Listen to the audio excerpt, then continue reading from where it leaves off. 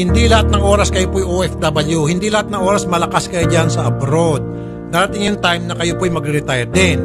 Tulad ng lahat ng tao.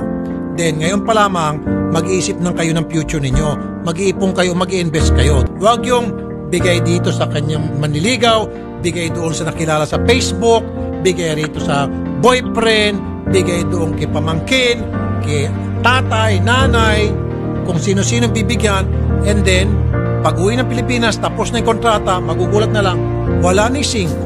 Kaya mga OFW, ayan ngayon pa lamang, mag-ipon kayo, think of the future, dahil hindi lahat ng oras, nandiyan kayo sa abroad at malakas kayo. Okay? Maganda yon. Hi! Ako nga pala si Junjun Manalo, dating empleyado at OFW sa bansang Dubai na 5 taon. At ngayon, nakapag-for good ang dahil sa magandang platform ng Universal Empire. Kaya kung isa ka na OFW nanonood ng video na to, mag-comment ka lang ng how, malay mo, isa ka sa matulungan ng aming community. Thank you so much! Hello, good day! Ako po si Annie Lantaka, dating OFW sa bansang Kuwait at China. Nang dahil sa magandang online platform, dito ako nagkaroon ng savings at nakauwi for good dito sa Pilipinas. At dito ko naranasan ang time and financial freedom. Kaya kung ikaw, isa kang OFW na nanonood ng video na to, ikaw na ang next.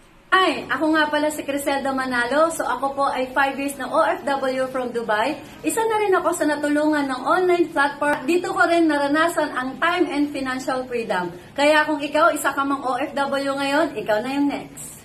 My name is Azucenes de Lima, former OFW sa Abu Dhabi at ngayon for good na ginagawa ang negosyo dito na sa Pilipinas. So thank you kay Coach Precious Jade Bustamante. Salamat po sa pag-invite mo sa akin. Even Facebook lang tayo nagkakilala. At video call through Facebook. Ngayon kasama na kita sa personal. At dahil sa online system, online platform po natin. So isa na po ako ngayon sa For Good. At nakasama ko na po ang aking family, ang aking mahal sa buhay. At natupad ko na ang pangarap ko na hindi ko nakuha sa ibang bansa. So thank you, Coach Precious Jade Bustamante. God bless!